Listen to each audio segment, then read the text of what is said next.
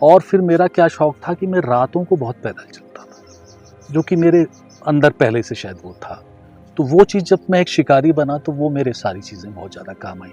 तो जंगल से मेरा बहुत नाता है, जंगल मुझे बहुत पसंद है और प्रकृति से ही मुझे सबसे ज़्यादा प्रेम है। और लेकिन मेरा सबसे ज़्यादा जो एक दिलचस्पी रहती है वो ये रहती है कि जब कोई गुलदार नरभक्षी बन जाता है तो मेरी ये जिज्ञासा रहती है कि यार ये किस तरीके से व्यवहार करेगा। जिसके 4 पैर हैं वो एक 4 व्हीलर, एक गाड़ी की तरह है। अगर उनको कहीं से वो पकड़ेगा, जिसका कमज़ोर ग्रिप होगा, तो वो उनको पकड़ नहीं पाएगा, वो बैलेंस बना के रखेंगे और किसी समय में छूट के भाग सकते हैं, क्योंकि वो 3 पैर से बैलेंस बना देते हैं। और आदमी एक 2 व्हीलर की तरह है, जैसे 2 पहिया वाहन है। आदमी को धक्का दे के गिराना उसके लिए बहुत आसान है, और वो जैसे गिरा उसने सीधे उसका गला पकड़ लिया, और जहाँ उसने गला पकड़ लिया यहाँ पे उसके दांत आ गए, तो वो फिर उसकी जीत होती है। मैं भी वहाँ पे जाके खड़ा हो गया। तो डॉक्टर ने जब वो सब कुछ लिखता रहा तो डॉक्टर ने, जो सीनियर डॉक्टर था, उसने अपने जूनियर से ये बोला कि आप ये लिखें कि ये नरभक्षी नहीं है। अच्छा। हाँ। तो मैं चौंका, मैंने कहा आप ये बताइए कि ये नरभक्षी क्यों नहीं? नहीं, ऐसा नहीं बोला। मैंने कहा ये नरभक्षी है।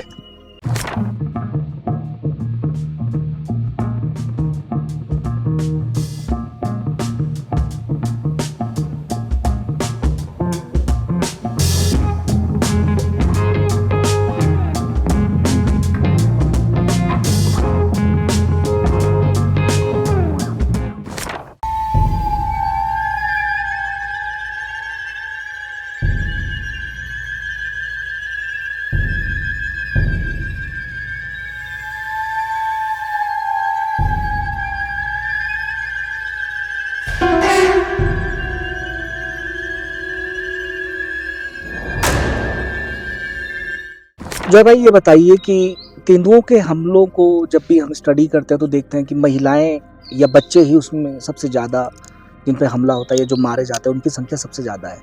क्या वजह है?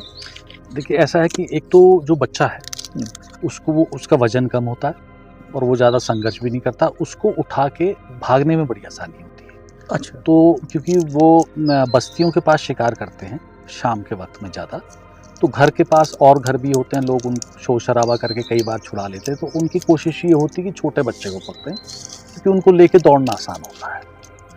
और महिलाओं को देखिए, महिलाओं पे जो ज़्यादा हमला करते हैं तो एक लाइफस्टाइल है, उनका एक काम है, क्योंकि महिला ही हमारे पहाड़ में क्या है, वही खेतों में जाती है, वही जानवरों के लिए घास लेने के लिए दूर दूर जंगलों में जाती है। तो और हमारे जो आदमी लोग हैं, हमारे आदमी लोग ज़्यादातर मजदूरी करते हैं, किसी बस्ती में जाते हैं, शाम को एक साथ बीड़ी पीते हुए वापस आते हैं शोर शराबा करते हुए। तो उनका बहुत ज़्यादा काम अकेले में नहीं होता कि वो अकेले रह के काम करें, समूह में वो लोग ज़्यादा समूह में रहते हैं। वो काम होता है औरतों का, अकेले जाना। तो औरतों का जो काम है, अगर वो आदमी भी करें, और कई जगह जैसे घास काटते हुए आदमी को मारा है, कई जगह है घटना। तो हम ऐसा नहीं कह सकते हैं कि सिर्फ वो औरतों और बच्चों को मारते हैं, वो सिर्फ काम करने का तरीका। अगर आदमी भी वही काम करने लगे और उसी तरीके से अकेले खेती करने लगे और जंगल जाने लगे तो मारा है, लेकिन अगर वो भी अभी भी करने लगे तो वो उनको भी मारेंगे। ये वजह रही। ये है। पिछले दिनों बड़ी दिलचस्प एक घटना हुई। 5 टाइगर इकट्ठे दिखते हैं। पूरे इलाका 2-3 महीने के लिए कम से कम हल्द्वानी के पास का जो इलाका था वो बंद हो जाता है। गांव वाले दिन में भी बाहर नहीं निकल पा रहे हैं। 5 टाइगर एक साथ दिखना, ये मैंने अपने आप में पहली दफा सुना है। क्या वो समूह में रहते हैं?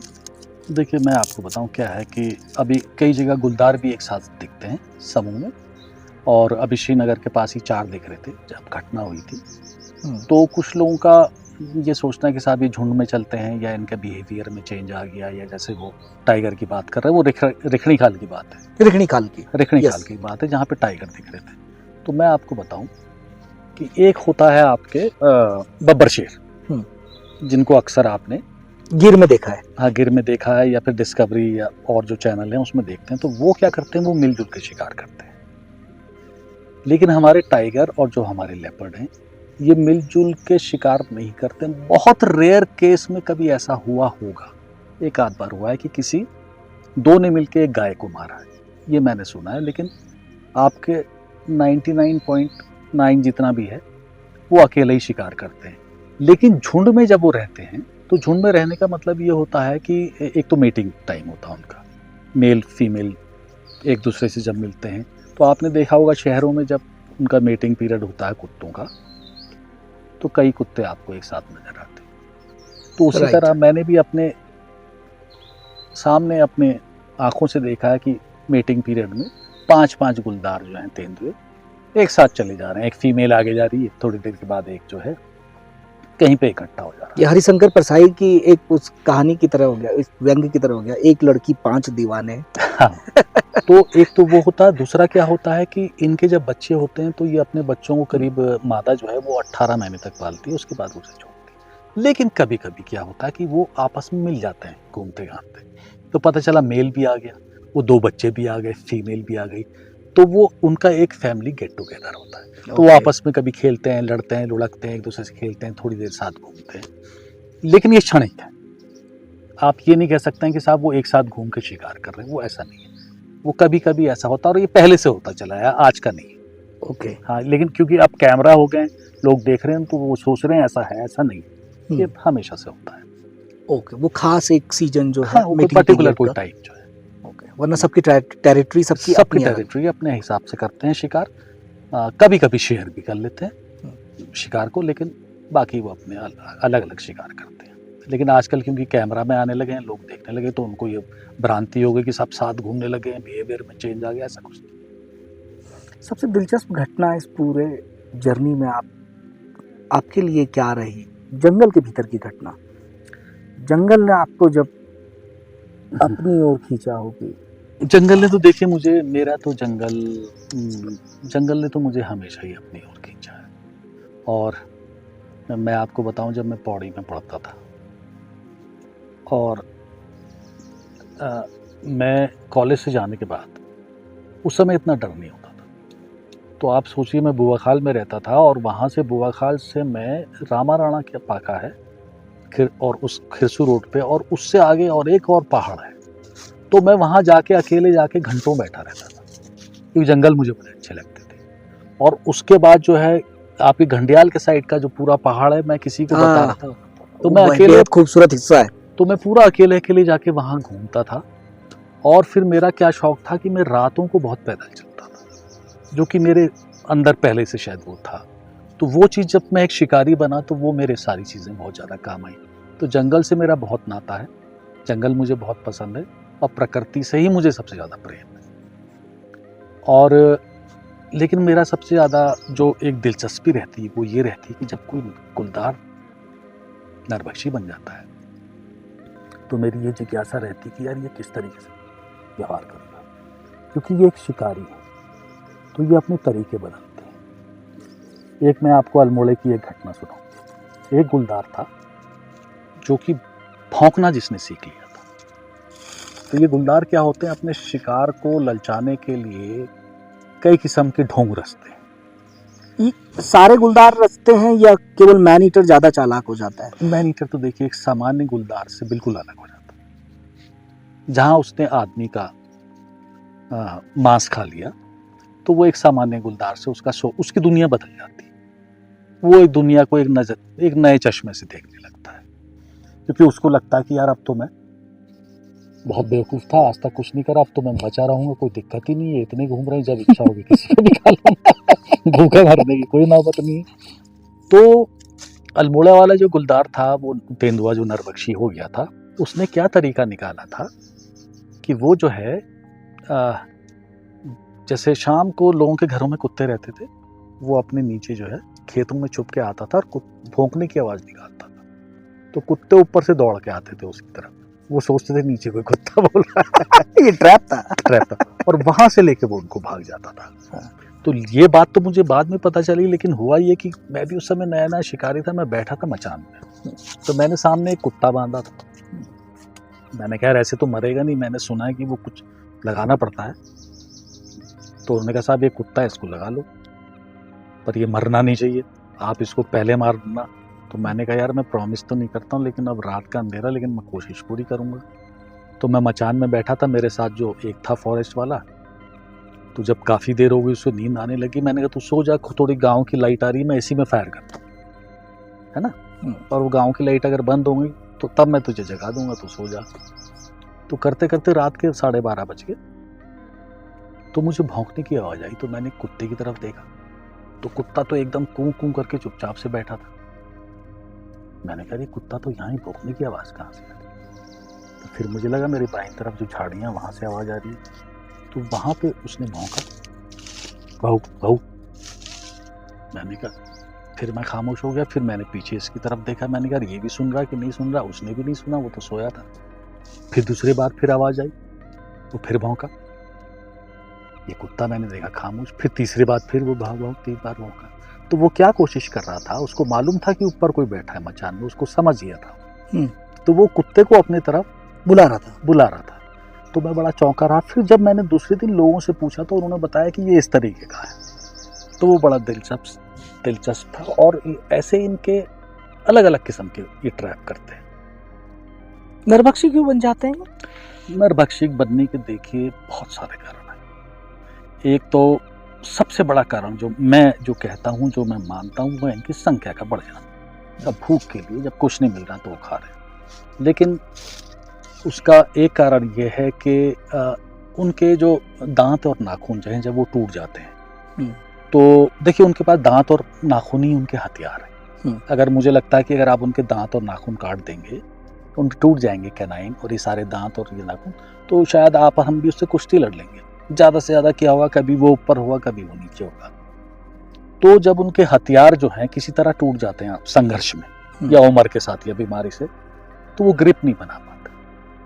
अब देखिए एक जो जानवर है जिसके 4 पैर हैं, वो एक 4 व्हीलर, एक गाड़ी की तरह है। अगर उनको कहीं से वो पकड़ेगा, जिसका कमज़ोर ग्रिप होगा, तो वो उनको पकड़ नहीं पाएगा। वो बैलेंस बना के रखेंगे और किसी समय में छूट के भाग सकते हैं, क्योंकि वो 3 पैर से बैलेंस बना देते हैं। और आदमी एक 2 व्हीलर की तरह है, जैसे 2 पहिया वाहन है।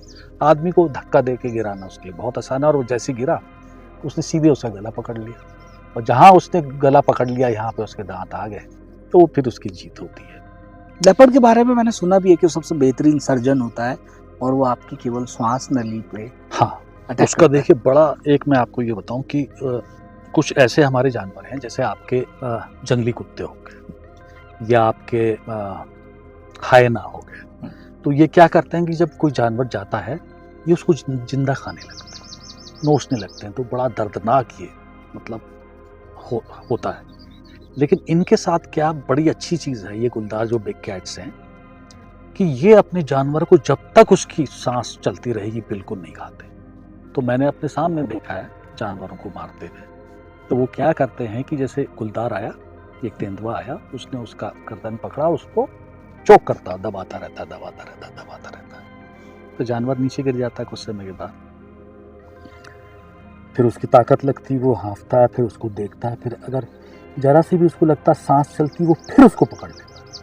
अच्छा, ऐसा नहीं कि खाना शुरू कर देता, क्योंकि वो तो अब बिल्कुल ख़त्म हो गया। वो चाहता तो उसे खा भी सकता था, लेकिन फिर वो 2, 3, 4 बार, जब तक उसको पक्का ये नहीं हो जाता है कि इसकी सांसें बिल्कुल रुक चुकी हैं, वो दोबारा दबाता है। जब वो देखता है कि पूरी तरह ठंडा है, फिर उसको थोड़ा सा खींच के वो इधर उधर ले जाके तब वो खाना शुरू करता है। तो उस तरीके से कहा जा सकता है कि वो बढ़िया सर्जन है। हाँ, वो बड़ा अच्छा। जब आदमी कोई चीज़ मरी गई तो फिर वो तो कहीं से खाए, उसको कोई दर्द नहीं है। लेकिन वो और जानवरों की तरह नहीं है कि वो जिंदा ही खा ले। ये ब्यूटी है उसके शिकार की। हाँ, ये उसकी खासियत है, ये उसकी, आप कह सकते हैं ये उसकी अच्छाई भी। एक सिटिंग में कितना खा जाता है? एक सिटिंग में अगर जैसे आपका गुलदार है, तो गुलदार अगर बड़ा गुलदार है तो वो 5 से 6 किलो भी खा लेता है। टाइगर तो आपके करीब 7-8 किलो से और 15 किलो तक खा लेता है। और शेर का भी यही है? हाँ, वही सेम है, फुल ग्रोन। हाँ, जो बड़ा है। लेकिन जो छोटे होते हैं 1-1.5 किलो वाले भी है, जिसने एक सिटिंग में आपके 2 किलो खाया, उसके बाद चले गए इधर उधर, पानी वानी पिया, घूमे टहले, फिर 5-6 घंटे के बाद फिर आ गए, फिर 1-1.5 किलो खाया, फिर चल दिए। एपिटाइट का मामला है ना, हाँ appetite वो जैसे कम हाँ वो है, जैसे जितनी भूख है जितनी गुंजाइश है, तो अलग अलग है उनका हिसाब। तो एक जगह का मैं आपको किस्सा बताऊं कि दिन में हम लोग घूम रहे थे हम्म। और गर्मियों की छुट्टी थी, गर्मियों के दिन थे और वो थोड़ा घाटी वाला इलाका था। तो मैंने देखा वहाँ तमाम आम पड़े रास्तों में, जैसे ये रास्ते पड़े हैं, जंगली है, सड़क के किनारे हैं, गांव के जो रास्ते हैं, तमाम आम पड़े हैं। तो वहाँ एकदम बच्चों की छुट्टियां भी थी, लेकिन सारा जगह वहाँ पे सन्नाटा छाया हुआ था।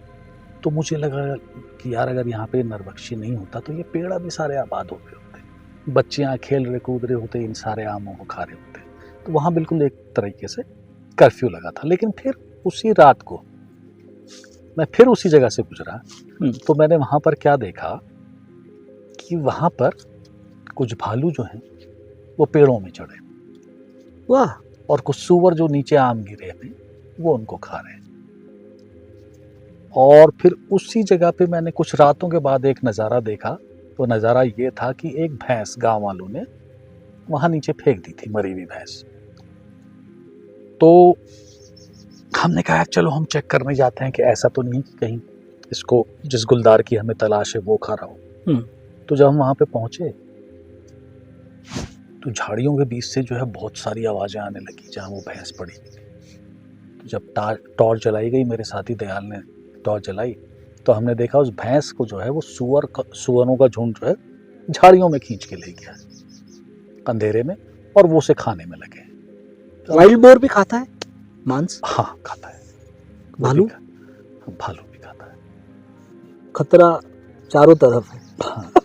तो उसके बाद क्या हुआ कि फिर हम लोग खड़े हो गए, वो सुअर खाते रहे। फिर हमने एक नीचे, मैंने दयाल से कहा और टॉर्च मार, पूरा सन्नाटा था, जंगल था। तो उसने नीचे दिल लगाया तो वो सुअरों से नीचे एक भालू जो है वो बैठा हुआ था, और भालू जो है ऊपर की ओर देख रहा था। तो वो अपनी बारी का इंतजार कर रहा था कि साहब ये यहाँ से निकले। सुअर तो जो बचा कुछ है मुझे मिले खाने के लिए। फिर हमने उससे और आगे नीचे टॉर्च मारी तो उससे 100 मीटर करीब नीचे एक भालू और बैठा, वो भी देख रहा है। तो सारा इंतजार कर रहे थे कि यहाँ से जो है जंगली सुअर निकले तो हम भी थोड़ा सा हाथ साफ कर लें। सब वेट कर रहे हैं कि हाँ, सब इंतजार कर रहे हैं। भोजन सामने है, लेकिन दूसरी पार्टी जब निकले तब तो हम अपना दस्तरखान हम भी सजाएं। हाँ। और एक देखिए मैं एक बात उसमें जोड़ना चाहूँगा, क्योंकि मैंने बड़े करीब से देखा है कि ये जो हमारी बड़ी बिल्लियाँ हैं, इनको देख के हम लोगों को बड़ा रोमांच होता है। चाहे वो गुलदार हो, जैगवार, तो खैर इंडिया में जहाँ भी है टाइगर हैं। लेकिन मेरा अपना ये सोचना है कि इनसे ज़्यादा दयनीय जीवन किसी का नहीं। ऐसा क्यों? ऐसा इसलिए कि देखिए जो जंगल में जो जानवर हैं उनके लिए खाने के लिए फ़र्क किस्म के पत्ते हैं, फ़र्क किस्म की घास हैं, अलग अलग मौसम में अलग अलग फल हैं, वो नई पत्तियाँ आ जाती हैं। इसके अलावा कुछ जानवर ऐसे हैं, जैसे उसमें भालू, सूअर हैं, और भी उसमें कुछ जानवर हैं जो कि पत्ते भी खा लेते हैं, घास भी खा लेते हैं और मांस भी खा लेते हैं। लेकिन ये जो बड़ी बिल्लियाँ हैं, इनका साथ क्या है कि इनको मांस ही खाना है। और इनको देखिए मांस कोई देगा तो नहीं कि आप ये मांस खाइए, ये जब किसी दूसरे की जान लेंगे तब इनका पेट भरेगा। तो ये रोमांस तो हमें इनको देख के बहुत होता है, लेकिन मेरी नज़र इनसे ज़्यादा दयनीय जीवन किसी का नहीं है। तो जैसे जैसे धूप सरक रही है, ये गुलदार के बस्तियों की ओर आने का वक्त भी है। देखिए बिल्कुल, अभी आप और हम ऊपर चोटी में थे, अभी हमने वो देखा वहाँ पे उसका मल।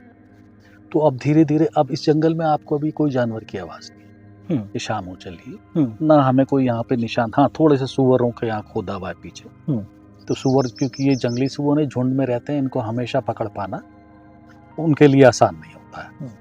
तो वो गुलदार क्या करेगा, धीरे धीरे, देखिए कितने सारे गाँव नीचे, सामने पौड़ी शहर भी है नीचे चल के, तो ये धीरे धीरे बस्तियों की ओर खिसकना शुरू करेंगे और एक कोशिश करेंगे कि कुछ वहाँ हमें मिल जाए।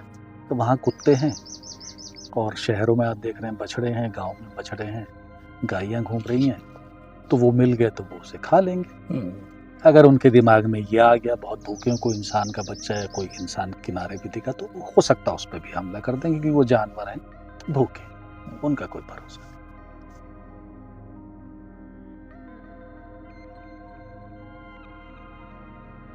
जॉय भाई, एक जो सवाल बार बार आता है कि जो पकड़े गए गुलदार होते हैं, क्या उन्हें कहीं दूसरी जगह ले, नरभक्षी के नाम पे जो पकड़े जाते हैं उन्हें दूसरी जगह ले जाके छोड़ देते हैं? क्या होता क्या है? नहीं, ऐसा नहीं होता है। वो होता यह है कि आपके कई बार ये जो आपके सामान्य जो गुलदार होते हैं, ये क्या होता है, किसी का जानवर का पीछा करते करते या किसी के गाय के गौशाले में घुस जाते हैं या किसी बकरी के चक्कर में कहीं बंद हो जाते हैं। अक्सर तुमने ये किस्से सुने होंगे। तो जब उनको पकड़ा जाता है, जब उनको पकड़ते हैं जंगलात वाले आके, तो क्योंकि वो तो एक सामान्य है, उनको वो कहीं भी छोड़ देते हैं। अच्छा। क्योंकि वो एक खतरनाक नहीं है किसी इंसान के लिए। लेकिन जो नरभक्षी पकड़ा जाता है, हाँ, उनके लिए जेल बनी, जो कि अलग अलग रेस्क्यू सेंटर बने हैं। जैसे आपका अल्मोड़ा में है, आपके चिड़ियापुर में है, आपके हल्द्वानी के पास में है। और लेकिन मेरा अपना ये वो है, ख्याल ये है कि सजेशन भी है कि ऐसे रेस्क्यू सेंटर हमको और बनाने पड़ेंगे, जिनको आप जेल भी कह सकते हैं नरभक्षी। ओके। और परीक्षण का क्या तरीका होता है? कभी कोई ऐसी घटना हुई है जब आपको पता लगे कि परीक्षण करने वाला ही नहीं जानता? अच्छा, आपका ये मतलब है कि डॉक्टर जो है, हाँ, जब वो ये पोस्टमार्टम करते हैं किसी लेपर्ड का, तो उनके क्या तरीके होते हैं ये पता लगाने के कि ये मैन ईटर है? देखिए, मैं आपको एक किस्सा बताता हूँ, बड़ा सीधा सा, कि एक नरभक्षी मैंने मारा था। तो वो नरभक्षी को मार के हम लोग जब लेके आ गए रेंज ऑफिस में रात को, तो रात को उसका पोस्टमार्टम नहीं हो पाया, और उसका पोस्टमार्टम जो है फिर सुबह हुआ। तो जब मैं सुबह वहां पे पहुंचा तो मुझे थोड़ी देर हो गई थी, तो 2 डॉक्टर वहां पर थे उस जगह पे। अच्छा। और वो दोनों डॉक्टर जो हैं कुछ लिख रहे थे कि इसका साइज कितना है, इसकी लंबाई कितनी है, इसकी उम्र कितनी हो सकती है। तो मैं भी वहां पे जाके खड़ा हो गया। तो डॉक्टर ने जब वो सब कुछ लिखता रहा, तो डॉक्टर ने, जो सीनियर डॉक्टर था, उसने अपने जूनियर से ये बोला कि आप ये लिखें कि ये नरभक्षी नहीं है। अच्छा। हाँ। तो मैं चौंका, मैंने कहा आप ये बताइए कि ये नरभक्षी क्यों नहीं? नहीं, ऐसा नहीं बोला। मैंने कहा ये नरभक्षी है। तो उन्होंने मेरी तरफ देखा, तो वो चौंके कि ये कौन आदमी है, क्या बोल रहा है। तो जो वहां पे रेंजर थे, उन्होंने बोला ये शिकारी है, इन्होंने ही मारा है। अच्छा। तो मैंने उससे कहा कि देखिए, ये 100% ये है नरभक्षी है, मैंने इसको पहचान के मारा है। और मैंने कहा आप किस वजह से ये कह सकते हैं कि ये नरभक्षी नहीं? तो उन्होंने कहा साहब ये ऐसा है कि इसके दांत भी ठीक हैं, इससे कोई चोट भी नहीं लगी है, कोई चोट का निशान नहीं है, इसके क्या कहते हैं नाखून भी सही सलामत हैं इसके, तो ये कैसे? मैंने कहा नहीं, ऐसा नहीं है। तो आपका नरभक्षी जो है, मैंने कहा ये जो सारी चीज़ें हैं, जो नाखून टूटना या उसके दांत टूटे हो या फिर उनके कहीं पे कोई घायल हो, तो ये एक नरभक्षी होने के लक्षण है, ये गारंटी नहीं है। मैंने जो नरभक्षी आज तक मारे हैं उसमें 50% से ज्यादा जो नरभक्षी थे वो बिल्कुल सामान्य थे, उनको कोई तकलीफ नहीं थी। लेकिन जब उनको मारा गया, उनका पोस्टमार्टम हुआ, तो पता चला कि उन्हें साहब 2 हफ्ते से इन्होंने कुछ खाया ही नहीं है। तो नरभक्षी होना डॉक्टर एक दूसरी सूरत में बता सकते हैं कि जैसे कोई नरभक्षी हुआ और नरभक्षी ने किसी इंसान को मारा और शिकारी ने जाके उसको मार दिया, और शिकारी ने उसको तब मार दिया, माना उसको 10 घंटे के अंदर या 6 घंटे के अंदर आदमी को खाने के बाद मार दिया। तो जब उसका पेट फाड़ा गया, तो साहब उसमें कोई इंसान का अगर मांस के टुकड़े मिल जाए या किसी कपड़े का टुकड़ा मिल जाए या बालों का कोई आपका बाल मिल जाए, या चूड़ी का टुकड़ा मिल जाए, तब तो डॉक्टर बता सकता है कि साहब ये नरभक्षी है। और बाकी कोई तरीका नहीं कि डॉक्टर ये बता दे कि ये नरभक्षी था कि नहीं था। तो ये दुनिया का सबसे साइंटिफिक तरीका है? यही तरीका हमारा है फिलहाल, जो जितना भी मैंने देखा। इसके अलावा हमारे पास कोई तरीका नहीं है, कोई डॉक्टर ये बता दे कि ये नरभक्षी था कि नहीं था। जॉय भाई, दुनिया भर में बिग कैट्स को पालने के लिए फंड्स जारी किए जाते हैं। उन फंड्स का सही सदुपयोग हो रहा है जंगल के रखरखाव में, या जंगल के अंदर रहने वाले जो जीव हैं, जानवर हैं, उनके रखरखाव में उस बजट का कितना प्रतिशत हिस्सा खर्च होता है? आप जंगल में घूमते हैं। देखिए, ये तो मुझे नहीं मालूम कि कितना फंड आता है, कितना खर्च होता है, ये तो कागज में जो है सारा उनका दर्ज होगा। लेकिन मैं ये कह सकता हूँ कि बहुत कुछ और किए जाने की अभी आवश्यकता है। ओके, मुझे एक बात और जाननी थी कि अभी फायर सीजन शुरू हो गया है, इस दौरान किस तरीके की चुनौतियां रहती होंगी? इस दौरान क्या जानवरों के क्लासेस भी बढ़ जाते होंगे आपस में, क्योंकि वो हैबिटेट चेंज करते होंगे, अपनी टेरिटरी को वो बदलते हैं लगातार? हाँ, जानवर देखिए, जानवर का जीवन तो ऐसा है, इनका संघर्ष तो आपस में चलता ही रहता है, हमेशा ही चलता रहता है। इनके तरीके होते हैं। और ये जो गर्मियों का सीजन है, इस समय आप ये देखिए कि ये जिस जगह पे हम चल रहे हैं, यहाँ पे देखिए सूखे पत्ते पड़े हुए हैं। हाँ, तो ये एक बहुत बड़ी चुनौती है कि इन पत्तों को, ये जो सूखी घासें, इन पे किसी तरह आग ना लगे, क्योंकि आग लगने का मतलब है कि इन जानवरों को, इन पक्षियों को बहुत ज़्यादा नुकसान होता है और उनकी एक जो श्रृंखला है, जिससे कि भोजन में भी कमी आ सकती है उनकी। जो घास वाले हैं, उनकी घास में कमी आ जाएगी। इसके अलावा जो आपके जैसे ये तेंदुए हैं, गुलदार हैं, तो इनका आग लगेगी तो इनका जो भोजन है वो सारा जल जाएगा, तो ये और ज़्यादा मजबूर हो जाएंगे शहरों की तरफ आने से। तो हमको आग से इन जंगलों को बचाना है। तो गर्मियों में इसकी संभावना बहुत ज़्यादा इसलिए रहती है कि सूखा पत्ते बहुत ज़्यादा होते हैं यहाँ पे। शुक्रिया, आपने मुझे पूरा वक्त दिया। वैसे तो आप मुझे पूरा वक्त देते हैं, लेकिन आज क्योंकि हम शूट भी कर रहे हैं लगातार, तो ये एक अलग तरह की चुनौती होती है। जाते जाते मैं आपसे वो कहानी सुनना चाहूँगा जो आपने एक दफ़ा मुझे सुनाई थी, जब आपने 2 तेंदुए के बच्चों को बर्फ के फाहों के बीच देखा था। क्या थी वो बर्फ? हाँ, तो वो ऐसा था कि एक गांव की एक जगह थी। तो गांव की जगह में बिल्कुल सन्नाटे में एक मकान था, और वहाँ उस मकान का बड़ा सा एक आंगन था। उस आंगन में एक बुढ़िया और उसकी एक लड़की रहती, जो कि कॉलेज में पढ़ती थी, और उससे करीब 1 किलोमीटर ऊपर आके फिर वो सुबह कहीं से बस या टैक्सी पकड़, वो गाड़ी पकड़ के वो कॉलेज जाती। तो उसने ये बताया कि कल रात में हमारे यहाँ जो है नीचे आंगन में एक बागी बोलते हैं हमारे यहाँ ज्यादा लोग। हाँ, बिल्कुल, गाँव में तो बागी कहते हैं, उत्तराखंड में नहीं कहते हैं। हाँ, गुलदार में बागी लोग बोलते हैं। मैं भी खुद बचपन से बाग ही कहता आया था, बाद में मुझे डिफरेंशिएट पता, इन सब के बीच में जो डिफरेंस है वो बहुत बाद में आके मुझे भी जानकारी मिली। तो उसने मुझसे कहा कि वो एक हमारे यहाँ बाघ आया था, आप ढूंढ रहे हैं, और उसके साथ 2 बच्चे भी थे। तो मुझे बड़ी दिलचस्पी हुई, मैं गया नीचे 1 किलोमीटर चल के। वो सुबह सुबह जब उस लड़की ने बताया, वो तो कॉलेज चले गई, मैं चले गया अपने साथी को लेके। तो मैंने देखा तो वो उन्होंने क्या करा था कि वो गुलदार के जो 2 बच्चे थे, देखा मैंने निशानों से, वो करीब बिल्ली से थोड़े से बड़े थे, कुत्ते से छोटे और बिल्ली से थोड़े से बड़े साइज में। उनके पैरों को देख के अंदाजा लगाया।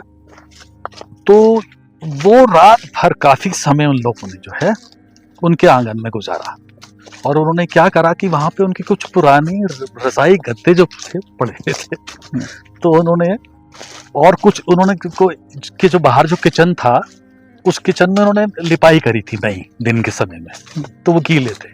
तो वो बच्चों ने क्या करा कि उस किचन में दौड़ के मिट्टी में उनके छोटे छोटे पंजों के, और उनकी माँ के भी निशान थे जो उनको शायद कंट्रोल करने की कोशिश कर रही होगी। हाँ। और साथ में जो उनको वहां पे रजाई और पुरानी वो गद्दे पड़े हुए थे, उन्होंने उनको बिल्कुल फाड़ दिया था बुरी तरीके से।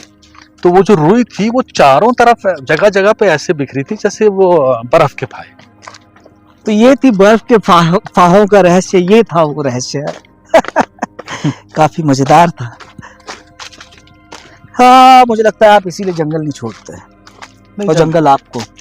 जंगल से देखिए मुझे बड़ा लगाव है, बड़ा लगाव रहा है, और जंगल मुझे बहुत अच्छा लगता है।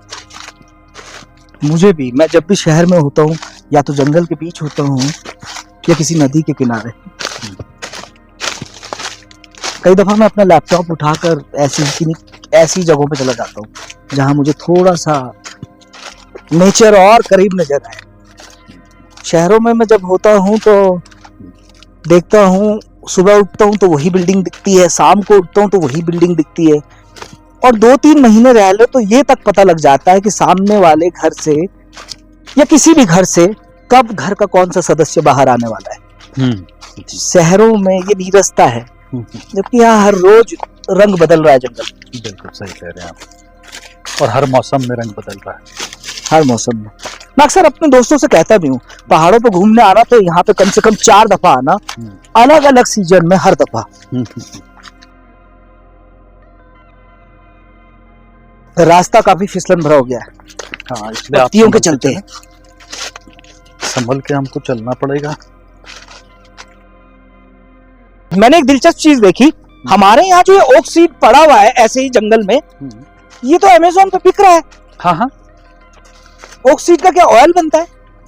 ऑयल तो मुझे नहीं मालूम, लेकिन ये है कि ये आप देखिए सारे जंगली जितने जानवर हैं, जैसे भालू हैं, बंदर हैं, बकरियां, ऐसे खूब खाते हैं। हाँ हाँ हाँ। तो इसमें अगर आप इसको गूगल करेंगे तो इसके बहुत सारे फायदे हैं, और इनको इंसान भी खा सकते हैं, ओके। आदमी भी खा सकते हैं, और कुछ भालू का तो ये बड़ा फेवरेट होता है। हाँ, भालू का बहुत फेवरेट है। और एक जगह मैं गांव में गया, जब मैं एक आदमी से बात कर रहा था, कुछ थोड़े से उम्रदार आदमी था, तो उसने बताया साहब हम तो इनको पहले भून के खाते थे। अच्छा। तो इनमें बड़ी ताकत है, आप गूगल करके इसको देखें तो मुझे लगता है कि इसमें कई चीजें, मतलब आदमी भी इनको खा सकते हैं, लेकिन इसमें अच्छा खासा प्रोटीन मिल सकता है। हाँ, क्योंकि इंसान को यहाँ पे किसी को मालूम नहीं है। हाँ। तो ये सब जगह जंगलों में हमारे बिखरे हैं। हाँ। अब मुझे लगता है कि शायद आप जैसे कह रहे हैं कि 1500 रुपए में बिकता है ये 1 किलो, तो हम भी इसका भी वो हो सकता है यहाँ पे व्यवसाय। ओके, तो ये है राज, लेकिन इनमें चलना अब नीचे उतरते वक्त ज्यादा दिक्कत है। Okay, bye bye. अब हम कट कर देते हैं।